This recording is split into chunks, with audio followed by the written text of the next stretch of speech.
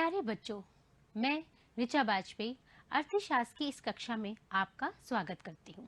अध्याय 2 उपभोक्ता के व्यवहार के सिद्धांत के भाग 2 में आपने क्रमवाचक उपयोगिता विश्लेषण के विषय में पढ़ा था। उसी संदर्भ में आपने अनधिमान वक्रों का अध्ययन किया और अनधिमान वक्रों की विशेषताओं का अध्ययन किया। सीमांत प्रतिस्थापन दर के विषय में समझा और एकदिष्ट अधिमान समझा। आज उपभोक्ता के व्यवहार के सिद्धांत अध्याय 2 के भाग 3 में जिन जिन बिंदुओं पर आप चर्चा करेंगे वो है बजट सेट एवं बजट रेखा में परिवर्तन, उपभोक्ता का संतुलन या इष्टतम बिंदु, मांग का नियम और मांग फलन, आय प्रभाव सामान्य और निम्न स्तरीय वस्तुएं, प्रतिस्थापन प्रभाव स्थानापन्न तथा पूरक वस्तुएं। इन बिंदुओं का आज हम अध्ययन करेंगे। सबसे पहले बजट सेट।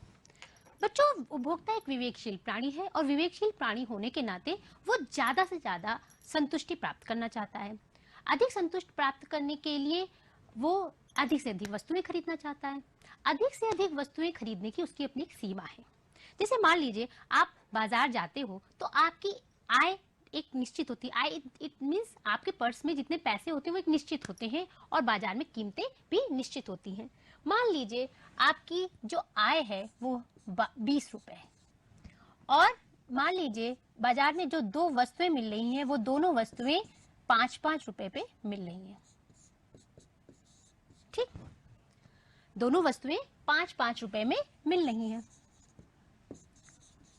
अब आप क्या करोगे? आप अपना खर्चा किस प्रकार से करोगे जिससे आपको अधिकतम संतुष्टि मिले? एक तरीका ये हो सकता है कि आप अपनी पूरी आय यानी कि पूरे 20 रुपए आप वाई वस्तु पर खर्च कर दो और उस वाई वस्तु की 4 इकाइयों को खरीदो। ठीक, कैसे? क्योंकि जैसे मान लीजिए आपकी आय 20 रुपए है और 20 रुपए आय को आप 5 रुपए वाली वस्तु खरीदते हैं तो आप उसकी अधिकतम कितनी इकाइयां खरीद सकते हैं? 4 इकाइयां। तो आपने अपनी पूरी आय वाई वस्तु पर खर्च कर दी और 20 रुपए आपने खर्च करके उसकी 4 इकाइयां खरीद ली। एक दूसरी स्थिति ये हो सकती है कि आप अपनी आय का कुछ भाग वाई वस्तु पर खर्च करें और कुछ भाग एक्स वस्तु को खरीदने पर भी लगाएं, क्योंकि उपभोक्ता अधिक से अधिक वैरायटी में भी वस्तुएं लेना चाहता है। तो एक दूसरा संयोग ये हो सकता है कि आप वाई वस्तु की 3 इकाइयां और एक्स वस्तु की कोई 1 इकाई खरीद लें, क्योंकि एक्स वस्तु भी आपकी 5 रुपए में ही मिल रही है। तो आप 5 रुपए इसमें और 15 रुपए इसमें खर्च करके अपना 20 रुपए अपनी आय खर्च कर दें। एक तीसरी स्थिति यह भी हो सकती है कि आप अपनी एक्स वाई वस्तु की 2 इकाइयां और एक्स वस्तु की भी 2 इकाइयां खरीदिए। तो आप देख रहे हो कि इस तरह से आप 10 रुपए इस पर और 10 रुपए इस पर खर्च करके अपनी आय को खर्च कर रहे हो। एक तीसरी स्थिति यह भी हो सकती है कि आप एक्स वस्तु की 3 इकाइयां और वाई वस्तु की 1 इकाई खरीदिए और अपनी पूरी की पूरी 20 रुपए अपनी आय खर्च कर दीजिए। एक पांचवी स्थिति यह भी हो सकती है कि आप एक्स वस्तु की ही 4 इकाइयां खरीद लीजिए और वाई वस्तु की कोई भी इकाई ना खरीदिए और इस तरह से वाई वस्तु की 0 और एक्स वस्तु की 4 इकाइयां खरीदिए। ये बजट सेट बनाते समय हम कुछ बातें मानते हैं कि जैसे कि उपभोक्ता की जो आय है वो दी हुई है, वस्तुओं की कीमतें दी हुई हैं और उपभोक्ता अपनी सारी की सारी आय खर्च कर लेता है, कुछ भी बचाता नहीं है। तो अगर आप ये देखें तो एक चीज जो सामने आती है जो बजट सेट का, बजट सेट उन सभी बंडलों का संग्रह है जिस पर उपभोक्ता विद्यमान बाजार कीमतों पर अपनी आय से खरीद सकता है। बजट सेट उन सभी बंडलों का संग्रह है जिसे उपभोक्ता विद्यमान बाजार कीमतों पर अपनी आय से खरीद सकता है। अब इस बजट सेट को अगर हम गणितीय रूप दें तो हम ये कह सकते हैं कि price of X into X plus price of Y into Y बराबर किसके होता है? आय के। अर्थात आप किसी भी एक्स वस्तु की कीमतों को अगर उसकी मांगी गई मात्रा से गुणा कर लें और वाई वस्तु की कीमतों उनकी मांगी गई मात्रा से गुणा करें तो हमारा जो गुणनफलन का योग होगा वो हमारी क्या होगा? आय के बराबर होगा। अर्थात हम अपनी पूरी की पूरी आय खर्च कर देंगे। तो ये हो गए हमारे बजट सेट जो हम अपनी दी हुई आय और वस्तु की दी हुई कीमतों से बना सकते हैं। अब इन बजट सेट से को जब हम एक रेखा का रूप देते हैं तो हमें एक रेखा प्राप्त होती है जिसे हम बजट रेखा कहते हैं। जैसे जो हमने अभी पीछे तालिका में देखा कि अगर हम अपनी संपूर्ण आय को वाई वस्तु को खरीदने पर खर्च कर देते हैं तो हम वाई वस्तु की कितनी इकाइयां खरीद लेते हैं? 4 इकाइयां, और हम एक बिंदु होता है बी पे होते हैं। अगर हम अब वाई वस्तु की 3 और एक्स वस्तु की 1 इकाई खरीदते हैं तो हम बिंदु बी पर होते हैं। अगर हम वाई वस्तु की 2 और एक्स वस्तु की 2 इकाइयां खरीदते हैं और हम सी बिंदु पर होते हैं, और उसी तरह हम वाई वस्तु की 1 और एक्स वस्तु की 3 इकाइयां खरीदते हैं और हम डी बिंदु पर होते हैं। और एक स्थिति यह भी हो सकती है कि हम अपनी संपूर्ण आय को एक्स वस्तु पर खर्च कर दें और हम एक 5वें बिंदु अर्थात ई पर हों। अर्थात ये हमें कितने बिंदु मिले? ए, बी, सी, डी और ई। और हम इन सभी बिंदुओं का जब मिलाते हैं तो जो हमें रेखा प्राप्त होती है उसी रेखा को हम बजट रेखा कहते हैं, और इसी रेखा को हम कीमत रेखा भी कहते हैं। और ये कीमत बजट रेखा, एक कीमत रेखा का जो ये गणितीय रूप है वो price of X into X, price of Y to Y equal to M. ठीक, मतलब जो हम उन दोनों वस्तुओं की कीमतों को उनकी मांगी गई मात्रा से अगर गुणा करें तो वो किसके बराबर होगी? हमारे आय के बराबर होगी। और हम एक स्थिति यह भी हो सकती है कि हम जो है हम एक परिकल्पना है कि हम इस बजट रेखा के अंदर किसी बिंदु पर होंगे, पर चूंकि हमने ये बात मानी है कि हम अपनी संपूर्ण आय खर्च कर देंगे, इसलिए हम बजट रेखा के नीचे किसी बिंदु का चयन नहीं करेंगे। और बजट रेखा का एक दूसरी स्थिति हो सकती है कि बजट रेखा के बाहर, तो बजट रेखा का बाहर एक बिंदु एच है, उस पर भी हम नहीं पहुंच सकते। क्यों नहीं पहुंच सकते? क्योंकि वो हमारी आय के बाहर का क्षेत्र है और जो हमारी आय नहीं है उस वस्तु को हम खरीदने में सक्षम नहीं है। तो ये जो बजट रेखा का जो ढाल है, बजट रेखा का जो स्लोप है वो क्या बताता है? बजट रेखा का स्लोप यह बताता है कि अगर आय हमारी स्थिर है, जो हमारी जो आय है वो स्थिर है, तो अगर हम एक्स वस्तु की मात्रा बढ़ाना चाहते हैं तो हम तभी बढ़ा सकते हैं जब वाई वस्तु की हम मात्रा घटाएं। इसीलिए जो बजट रेखा का ढाल है वो बाएं से दाएं नीचे की ओर जाता है। और बजट रेखा के जो ये 2 बिंदु है ए और ई, वो ये बताते हैं कि हम अगर अपनी संपूर्ण आय वाई पर खर्च कर दें तो हम ए बिंदु पर होंगे, और अगर हम संपूर्ण आय अपनी एक्स पर खर्च कर देते हैं तो हम ई बिंदु पर होते हैं। एम मतलब हमारी आय upon price of Y, M upon price of X. ठीक, तो तब हम अपनी उनकी इतनी इकाइयां खरीदने में सक्षम हैं। तो ये हमारी बजट है। तो इस बजट सेट को जब हम एक रेखा द्वारा प्रस्तुत करते हैं तो हमें बजट रेखा प्राप्त होती है, और ये बजट रेखा का जो स्लोप है वो वास्तव में उन दोनों वस्तुओं की कीमतों के अनुपात को बताता है। अब एक उपभोक्ता के बजट में परिवर्तन कब होता है? जाहिर सी बात है, एक उपभोक्ता के बजट में तब परिवर्तन होता है जब या तो उसकी आय में परिवर्तन हो जाए या वस्तुओं की कीमतों में परिवर्तन हो जाए। क्योंकि वस्तुओं की कीमतों में परिवर्तन भी एक प्रकार की उसकी आय में ही परिवर्तन होता है। पहली स्थिति पर हम चर्चा करें कि किसी एक वस्तु की कीमत में परिवर्तन हो जाए। मान लीजिए किसी वस्तु की कीमत में परिवर्तन हो जाए। मान लीजिए जो प्राइस ऑफ एक्स था, प्राइस ऑफ एक्स कितना था? 5 रुपए। मान लीजिए प्राइस ऑफ एक्स गिर जाए और उसकी कीमत 4 रुपए हो जाए, अर्थात हमारे पास 1 रुपए बच जाएगा। ठीक, अब जो 1 रुपए बच जाएगा तो और वाई वस्तु की कीमत वैसी ही है, उतनी ही है, तो जो हमारा जो 1 रुपए बच जाएगा वो वास्तव में एक तरह से हमारी आय वृद्धि की तरह होगा। तो जो ये आय वृद्धि होगी वो क्या करेंगे? हम एक्स वस्तु की अधिक इकाइयां खरीदने में उसको खर्च करेंगे, और इसलिए जो एक्स वस्तु की जहां हम इतनी इकाइयां मान लीजिए खरीद पा रहे थे, अब हम कितनी इकाइयां खरीदेंगे? इतनी ज्यादा। और जो बजट रेखा थी, जो बजट रेखा थी या कीमत रेखा थी वो अपनी दाहिनी ओर खिसक जाएगी। ठीक, उसी तरह अगर हमारी जो मान लीजिए प्राइस ऑफ एक्स था वो 5 रुपए था, अब उसकी जो कीमत है वो बढ़ करके 7 रुपए हो जाती है, तो यानी कि हमारी जो आय में क्या होती है? 2 रुपए कम हो जाता है। जाहिर सी बात है वाई वस्तु की कीमत उतनी ही है, पर हमारी एक्स वस्तु महंगी हो जाती है। तो जब भी कोई वस्तु महंगी हो जाती है तो वो हम क्या करते हैं? उस वस्तु की जो है कम मात्रा खरीदना शुरू कर देते हैं या उस वस्तु की मात्रा को घटा देते हैं अगर हमारी आय में कोई परिवर्तन नहीं हुआ है। तो हमारी जो बजट रेखा या कीमत रेखा है वो क्या होगी, अपने बाएं तरफ शिफ्ट हो जाएगी, क्योंकि हम उसकी कहाँ पहले इतनी मात्रा खरीद पा रहे थे, अब उस वस्तु की कम मात्रा खरीद पाएंगे और वो x से हट करके OX2 पर पहुंच जाएगी। एक स्थिति। अब हम यही बात y गुड्स के लिए इस संदर्भ में भी समझ सकते हैं। जैसे मान लीजिए x गुड की कीमत स्थिर है, x की गुड्स की वस्तु में कीमतों में कोई परिवर्तन नहीं हुआ है, पर y वस्तु की जो है कीमतों में परिवर्तन हुआ है। y वस्तु की कीमतें अगर मान लीजिए y वस्तु की कीमतें कम हो जाती हैं, मान लीजिए 5 से कम होकर 3 रुपए या 2 रुपए हो जाती है, तो हम y वस्तु की अधिक मात्रा खरीदेंगे और जो बजट रेखा है वो ऊपर खिसक जाएगी।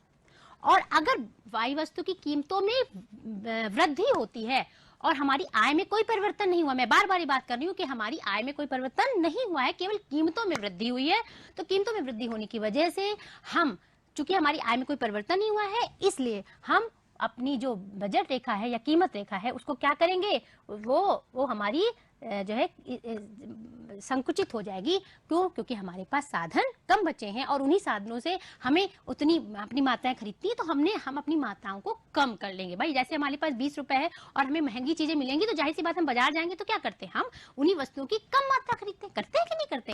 भाई मान लीजिए हम गए 20 रुपए लेकर और हमें उतनी वस्तुएं महंगी मिली, तो हम क्या करेंगे, अगर हम जो 2 किलो आलू लेने होंगे और 20 रुपए लेकर गए हैं और 2 किलो आलू 10-10 रुपए के थे और हम 15 रुपए के हो गए, तो हम उन आलुओं के जो है मात्रा घटा देंगे। यही तो करते हैं। तो यही बात ये सैद्धांतिक रूप से यह बजट रेखा या कीमत रेखा बताती। मान लीजिए उपभोक्ता की आय में परिवर्तन होता है, आय में परिवर्तन से भी उपभोक्ता की बजट रेखा में परिवर्तन हो सकता है। मान लीजिए उपभोक्ता की आय 40 रुपए थी, अब उसकी आय में कमी हो जाती है और उसकी आय घट के हो जाती है 20 रुपए। आय में कमी से वो x वस्तु और y वस्तु दोनों की अब पहले की तुलना में कम मात्राएं खरीद पाएगा। मान लीजिए पहले वो x वस्तु की इतनी मात्रा खरीदता था, अब वो घट के कम मात्रा खरीद पाता है और उसी प्रकार वो y वस्तु की मात्रा को भी अब कम खरीद पाएगा। क्योंकि जब दोनों वस्तुओं की मात्राएं कम खरीद पाएगा, इसलिए जो उसकी बजट रेखा है वो ऊपर से खिसक के क्या होगी जाएगी, नीचे हो जाएगी, क्योंकि उसका बजट कम हो गया है। दूसरी स्थिति में अगर उसकी आय मान लीजिए 40 रुपए थी और अब उसकी आय बढ़ के 80 रुपए हो जाती है, यानी कि उसकी आय में वृद्धि हो जाती है। आय में वृद्धि होने का यह परिणाम होगा कि वो अब x वस्तु और y वस्तु दोनों की अधिक मात्रा, मतलब पहले की तुलना में अधिक मात्राओं का प्रयोग कर पा सकता है, अर्थात दोनों वस्तुओं की अधिक मात्राएं खरीद सकता है। दोनों वस्तुओं की अधिक मात्राएं खरीदने की वजह से उसकी जो बजट रेखा है वो अब नीचे से ऊपर की ओर शिफ्ट हो जाती है। तो आय में कमी से बजट रेखा नीचे शिफ्ट होती है और आय में वृद्धि से बजट रेखा ऊपर शिफ्ट होती है। यह आय में परिवर्तन का बजट रेखा में परिवर्तन की जो है का एक उदाहरण है। तो आय में परिवर्तन से हमारी बजट रेखा में भी परिवर्तन हो जाता है। तो बजट रेखा के ऊपर में शिफ्ट का कारण आय में वृद्धि और बजट रेखा के नीचे की ओर शिफ्ट का कारण आय में कमी है। बच्चों, संतुलन वह स्थिति होती है जहां से उपभोक्ता हटना नहीं चाहता। उपभोक्ता कहां से हटना नहीं चाहता? जहां उसे अधिकतम संतुष्टि प्राप्त होती है। अधिकतम संतुष्टि कहाँ प्राप्त होगी? अधिकतम संतुष्टि उपभोक्ता को वहां प्राप्त होगी जहां उसकी पसंदगी और उसकी जो बजट रेखा है या उसकी जो कीमत रेखा है वो एक दूसरे के बराबर हो। अर्थात जिस चीजों को वो पसंद करता है वो अपनी बजट से, अपनी आय से और दी गई कीमतों से वो खरीद भी सकता है। तो अगर हम ये समझें कि जो तटस्था वक्र है या अनधिमान वक्र जो आप पीछे पढ़ आए हो अध्याय 2 के भाग 2 में, तो अनधिमान वक्र क्या बताता था? हमारी पसंदगी को बताता था। अभी आपने बजट रेखा पढ़ा तो आपने देखा कि कैसे हम अपनी सीमित आय से और दी गई कीमतों से किस प्रकार से अपने बजट सेट तैयार कर सकते हैं। तो अगर हम अनधिमान वक्रों अर्थात अपनी पसंदगी को बजट रेखा के साथ रखें तो जाहिर सी बात है हम उपभोक्ता के संतुलन पर विचार कर सकते हैं। तो तटस्था वक्र उपभोक्ता की पसंदगी को बताता है और बजट रेखा उपभोक्ता की क्षमता को। तटस्था वक्र पसंदगी को बताता है, उपभोक्ता की क्षमता को कौन बताता है? बजट रेखा। अब एक विवेकशील उपभोक्ता उस बिंदु पर संतुलन में होगा जहां बजट रेखा अनधिमान वक्रों में किसी एक को स्पर्श करती है। जहां कहां संतुलन में होगा? जहां अनधिमान वक्र किसी बजट रेखा में से किसी जहां बजट रेखा अनधिमान वक्रों में से किसी एक को स्पर्श करती है। ठीक, बजट रेखा हमारी क्षमता बताता है कि हम कितनी चीजें खरीद सकते हैं, अनधिमान वक्र हमारी पसंदगी बताता है। ठीक, और जब अनधिमान वक्रों की विशेषताएं बता रहे थे तो हमने ये भी बताया था कि जितना जो ऊंचा वाला अनधिमान वक्र होगा वो संतुष्टि के अधिक स्तर को, उच्च स्तर को बताता है। आप देख रहे हैं यहाँ पर कई अनधिमान वक्र हैं, IC1, IC2, IC3, IC4, IC5। तो जाहिर सी बात है IC1 से IC2 पे तो संतुष्टि ज्यादा मिल रही है, IC3 में उससे ज्यादा, IC4 में उससे ज्यादा और IC5 में उससे ज्यादा। एक उपभोक्ता जाहिर सी बात है वो ज्यादा से ज्यादा संतुष्टि प्राप्त करना चाहता है, परंतु उसकी अपनी एक सीमा है, और वो सीमा क्या है? वो हमारी बजट रेखा है, हमारी कीमत रेखा है। तो हमारी जो बजट रेखा है वो इन अनधिमान वक्रों को किसको स्पर्श कर रहा है, किसको टच कर रहा है? तो वो हमारे IC3 जो है अनधिमान वक्र को टच कर रहा है। मतलब कि हम अपनी जो वर्तमान आय है उस आधार पर हम कौन सी पसंद की कौन से सेट को खरीद सकते हैं, तो वो है IC3। IC3 के Q1 बिंदु पर हम कह सकते हैं कि उपभोक्ता को अधिकतम संतुष्टि प्राप्त हो रही है। क्यों अधिकतम संतुष्टि प्राप्त हो रही है? क्योंकि अगर हम बजट रेखा या कीमत रेखा के संदर्भ में देखें तो यद्यपि कि बजट रेखा और कीमत रेखा इस अनधिमान वक्र को भी स्पर्श कर रही है, किंतु सबसे ऊंचा वाला अनधिमान वक्र क्या है? IC3। मतलब बजट रेखा RSTH को भी स्पर्श कर रही है, पर वो IC1 और IC2 अनधिमान वक्र है जो कि IC3 के कंपैरिजन में नीचे है। इसका मतलब उनमें संतुष्टि का स्तर IC3 के कंपैरिजन में कम है। इसलिए इन तीनों के कंपैरिजन में क्यों ही वह बिंदु ऐसा होगा जहां उपभोक्ता को अधिकतम संतुष्टि प्राप्त हो रही है। और आप जानते हो उपभोक्ता एक विवेकशील प्राणी है, और ये जो उपभोक्ता के संतुलन या इष्टतम चयन की कुछ मान्यताएं भी हैं जिनको आप नोट कर सकते हैं कि सबसे पहली बात, उपभोक्ता एक विवेकशील प्राणी है। दूसरी बात है कि उसकी कीमतें दी हुई है, आय दी हुई है, पसंदगी दी हुई है, और जो वस्तुएं हैं वो पूर्णतया विभाज्य हैं। तो इन स्थितियों में, इन मान्यताओं के अंतर्गत वास्तव में क्यों ही बिंदु ऐसा है जहां उपभोक्ता अधिकतम संतुष्टि प्राप्त करता है। इनके बावजूद भी कुछ शर्तें हैं कि जो संतुलन बिंदु है, जो संतुलन बिंदु हो वहां पर क्या होना चाहिए? संतुलन बिंदु पर जो बजट रेखा हो वो अनधिमान वक्र पर क्या हो? स्पर्श रेखा हो। दूसरा होना चाहिए बिंदु कि जो संतुलन बिंदु पर MRX for Y equal to किसके होने चाहिए? प्राइस ऑफ X और प्राइस ऑफ Y होना चाहिए। और तीसरा है जो संतुलन का है, वो जो संतुलन बिंदु पर जो अनधिमान वक्र वो कैसा होना चाहिए? कॉन्वेक्स होना चाहिए। ये 3 शर्तें होनी चाहिए। 3 शर्तें मतलब जो बजट रेखा वो अनधिमान वक्रों पर स्पर्श रेखा। अनधिमान वक्रों पर स्पर्श रेखा का मतलब होता है जो अनधिमान वक्र का जो ढाल हो और जो बजट रेखा का ढाल हो वो एक समान हो। बजट किसी अनधिमान वक्रों के ढाल का पता लगाने के लिए हम उस पर एक स्पर्श करती हुई रेखा खींचते हैं, और बजट रेखा वो बिल्कुल वैसी ही स्पर्श रेखा है जिससे हम अनधिमान वक्र के ढाल का पता लगा सकते हैं। तो जो ये रेखा खींची जाती है उसका ढाल और अनधिमान वक्र का ढाल एक समान होता है। इसलिए हम ये कह सकते हैं कि क्यू बिंदु ऐसा है जहां पर अनधिमान वक्र का ढाल और बजट रेखा का ढाल एक समान है। और इस क्यू बिंदु पर MRX for Y equal to price of X upon price of Y भी है। क्यों है? क्योंकि ये जो अनधिमान वक्र है वो अनधिमान वक्र का ढाल सीमांत प्रतिस्थापन दर को बताता है, और बजट रेखा का ढाल कीमत के अनुपात को बताता है। क्योंकि यहाँ पर ये दोनों एक समान है और एक बिंदु पर एक दूसरे को काट रहे हैं, टच कर रहे हैं, इसलिए इन दोनों का ढाल भी एक समान होगा। तीसरी स्थिति में कि बजट रेखा और अनधिमान वक्र जहां पर अपने आप को स्पर्श कर रहे हो वहां कॉन्वेक्स टू ओरिजिन भी हो। कॉन्वेक्स टू ओरिजिन का मतलब होता है जहां वहां सीमांत प्रतिस्थापन दर घट रही हो, बढ़ रही ना हो। तो अर्थात वो कॉन्वेक्स हो, तो इस बिंदु पर वो कॉन्वेक्स भी हो, कॉन्वेक्स भी है। कॉन्वेक्स टू ओरिजिन है मतलब जो अनधिमान वक्र का शेप है वो ऐसे है। ठीक, तो इसलिए यही बिंदु वह है जहां पर संतुलन की उच्चतम स्तर प्राप्त हो रहा है। क्योंकि अगर मान लीजिए एक स्थिति ये आती है कि MRX for Y equal to price of X upon price of Y ना हो, सीमांत प्रतिस्थापन दर कीमतों के अनुपात के बराबर ना हो, अर्थात वो बढ़ता हुआ। मान लीजिए greater than price of x और प्राइस ऑफ वाई हो, मतलब हम जो दे रहे हैं, मतलब हमें जो हमें संतुष्टि प्राप्त हो रही है वो कीमतों के अनुपात से ज्यादा हो रही है। तो जब हमें कोई वस्तु से समान तुष्टिगुण या जो MRSX फॉर वाई को हम सीमांत तुष्टिगुण के दृष्टिकोण में MUX और MUY भी कहते हैं, इसका जो गणनावाचक दृष्टिकोण का जो इसका विश्लेषण है, तो जो ये वास्तव में MRSX फॉर वाई जो है सीमांत तुष्टिगुण, x की सीमांत तुष्टिगुण और y के सीमांत तुष्टिगुण का ही अनुपात है। ठीक, तो जब किसी भी वस्तु की कीमतों का अनुपात उसके सीमांत तुष्टिगुण से कम होगा, मतलब सीमांत तुष्टिगुण अधिक होगा और उसकी वस्तु जो कीमतें हम दे रहे हैं वो कम होगा, तो हम उस वस्तु की ज्यादा मात्राओं का प्रयोग करेंगे। जब उस वस्तु की ज्यादा मात्राओं का प्रयोग करेंगे तो सीमांत तुष्टिगुण घटेगा। आप जानते हो सीमांत तुष्टिगुण ह्रास नियम है, मान नियम है, जब हम किसी वस्तु की अधिक मात्राओं का प्रयोग करते हैं तो उससे प्राप्त होने वाला तुष्टिगुण घटता जाता है।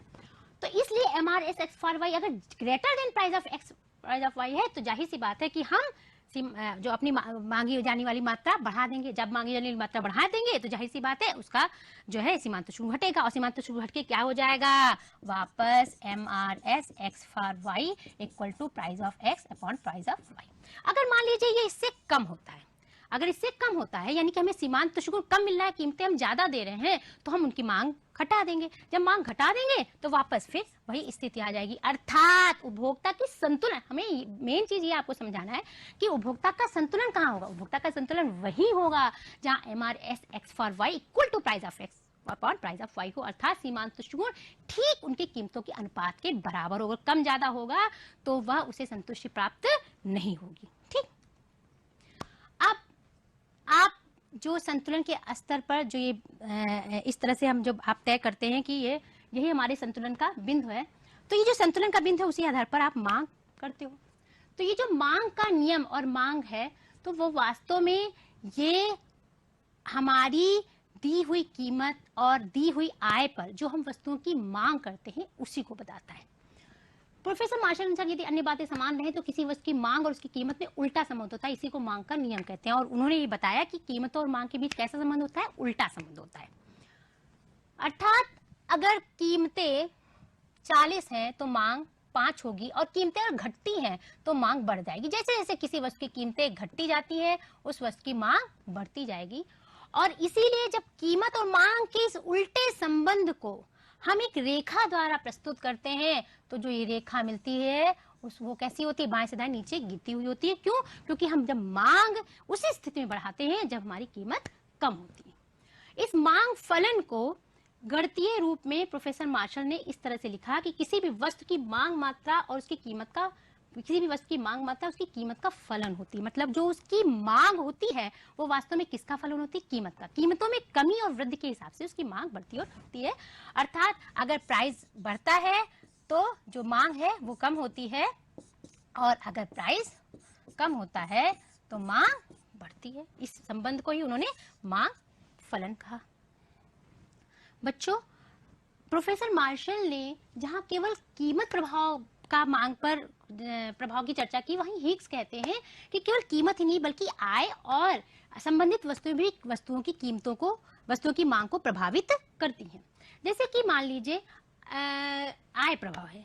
जब भी किसी वस्तु की कीमतों में परिवर्तन होता है तो जाहिर सी बात है हमारी आय भी कहीं ना कहीं परिवर्तित होती है। क्यों? क्योंकि कीमतों में वृद्धि जो होती है वो हमारी वास्तविक आय को कम करती है और कीमतों में कमी हमारी वास्तविक आय को बढ़ाती है। तो जो वस्तुएं हमारी कीमतों में वृद्धि के कारण हम उनकी मांगी गई मात्रा को घटा देते हैं और कीमतों में कमी से उसकी मांगी गई मात्रा को बढ़ा देते हैं, ऐसी वस्तुएं, जिन वस्तुओं पर हमारा आय प्रभाव धनात्मक होता है, उनको कहा गया है सामान्य वस्तुएं। मतलब सामान्य वस्तुएं वे वस्तुएं होती हैं जिन पर आय प्रभाव धनात्मक होता है, और कुछ वस्तुएं ऐसी होती हैं जिन वस्तुओं की जो मांग है वो कीमतों में वृद्धि से उसकी मांग में बढ़ोतरी होती है और कीमतों में कमी से उनकी मांग में कमी, अर्थात वो जो है मांग, जो उनका मांग का नियम उन पर लागू नहीं होता है। ऐसी वस्तुएं क्या कहलाती हैं? गिफिन वस्तुएं। गिफिन वस्तुएं वह वस्तुएं हैं जिन पर हमारा मांग का नियम लागू नहीं होता। जैसे मान लीजिए हमारी कार है, सोफा है, कपड़े हैं, ये सब हमारी सामान्य वस्तुएं। ज्यादातर वस्तुओं की जब भी कीमतें बढ़ोतरी होती है तो उनकी मांग घटा देते हैं और कीमतों में कमी होती है तो उनकी मांग बढ़ा देते हैं। पर मान लीजिए जैसे ज्वार बाजरा, मोटा अनाज जो गेहूं की तुलना में निम्न कोटि की वस्तु है, अगर ज्वार बाजरा की कीमतों में वृद्धि हो जाएगी तो हम उनकी मांग घटाएंगे नहीं बल्कि बढ़ा देंगे। पर अगर उनकी कीमतों में कमी हो जाए तो जो उनकी कीमतों में कमी से एक निम्न कोटि की वस्तु की कीमतों में कमी से जो हमारी आय में वृद्धि होगी उसको हम एक अच्छे अनाज यानी कि गेहूं या चावल खरीदने पर व्यय करेंगे, क्योंकि हर व्यक्ति का अपने जीवन स्तर को उठाने का स्वभाव होता है। तो जीवन स्तर को उठाने के स्वभाव के कारण जो गिफिन वस्तुएं या निम्न कोटि की वस्तुएं होती हैं उनमें जो आय प्रभाव होता है वो कैसा होता है? ऋणात्मक। तो जो आय प्रभाव होता है वो दो प्रकार का होता है, धनात्मक आय प्रभाव, ऋणात्मक आय प्रभाव। धनात्मक आय प्रभाव जिन वस्तुओं का होता है वो सामान्य वस्तुएं कहलाती हैं और जो इन पर ऋणात्मक आय प्रभाव होता है वो गिफिन वस्तुएं कहलाती हैं। अब हिक्स ने कहा कि संबंधित वस्तुओं की कीमतों का भी वस्तु की मांग मात्रा पर प्रभाव पड़ता है। ये संबंधित वस्तुएं दो प्रकार की होती है, स्थानापन्न वस्तुएं और पूरक वस्तुएं। स्थानापन्न वस्तुएं जो एक दूसरे के स्थान पर प्रयोग में लाई जाती हैं और पूरक वस्तुएं वो वस्तुएं होती हैं जिनको हम एक साथ ही कर सकते हैं। जैसे पेन और रिफिल एक साथ ही प्रयोग करेंगे, पेन को अलग नहीं यूज करते, रिफिल को अलग नहीं यूज कर सकते। और चाय और कॉफी, तो चाय के स्थान पर हम कॉफी का और कॉफी के स्थान पर चाय का प्रयोग कर सकते हैं। तो चाय और कॉफी के बीच में मांग का कैसा नियम होगा? चाय और कॉफी, मान लीजिए प्राइस ऑफ एक्स, अगर मान लीजिए एक्स वस्तु है उसकी कीमतों में बढ़ोतरी हो जाती है तो क्या होगा? जो क्वांटिटी ऑफ वाई है उसकी कीमतों मांग में उसकी मांग की मात्रा में बढ़ोतरी हो जाएगी। क्यों? क्योंकि प्राइस ऑफ एक्स में कीमतों में कमी वृद्धि हुई तो क्वांटिटी ऑफ एक्स क्या होगी? गिर जाएगी। जब गिर जाएगी तो हम क्या करें? उसके स्थान पर दूसरी वस्तु का स्थानापन्न करेंगे, प्रतिस्थापित वस्तु कर लेंगे। किसी जो चाय के स्थान पर कॉफी का या कॉफी के स्थान पर चाय को प्रतिस्थापित कर लेंगे तो कीमतें इसकी बढ़ी और मांग उसकी बढ़ जाएगी। ठीक, अर्थात स्थानापन्न वस्तुओं की कीमतों और मांग के बीच में कैसा संबंध होता है? सीधा। और पूरक वस्तुओं के संबंध में कैसा होता है? प्राइस ऑफ एक्स अगर घटता है तो ये जो क्वांटिटी ऑफ वाई है वो क्या होगी? बढ़ेगी। अर्थात पूरक वस्तुएं चूंकि वो एक साथ मांगी जाती हैं इसलिए पूरक वस्तुओं के संबंध में जो मांग का नियम होता है वो कैसा होता है? वो मांग का नियम उसको फॉलो करता है। अर्थात पूरक वस्तुओं के संबंध में कीमत और मांगी गई मात्रा में उल्टा संबंध होता है, जिस प्रकार से मांग का नियम बताता है। और स्थानापन्न वस्तुओं के संबंध में कीमतों और मांगी गई मात्रा के बीच कैसा संबंध होता है? सीधा संबंध होता है। और क्यों होता है ये हमने आपको बताया, क्योंकि हम स्थानापन्न वस्तु एक दूसरे के स्थान पर प्रतिस्थापित कर लेते हैं। ठीक, तो ये जब इनका संबंध सीधा होगा तो इसका मतलब वो स्थानापन्न वस्तुएं हैं, और अगर उनका संबंध उल्टा होगा तो इसका मतलब वो आपस में कैसी है? पूरक वस्तुएं हैं। तो स्थानापन्न और पूरक वस्तुओं को भी हम प्रतिस्थापन प्रभाव के आधार पर समझ सकते हैं। तो ये हमारा अध्याय 2 का भाग 3 था। इसमें गहकार है बजट सेट से क्या तात्पर्य है, बजट रेखा क्या है, उपभोक्ता के संतुलन को चित्र द्वारा समझाइए, मांग का नियम तथा मांग फलन क्या है, स्थानापन्न एवं पूरक वस्तुएं किसे कहते हैं।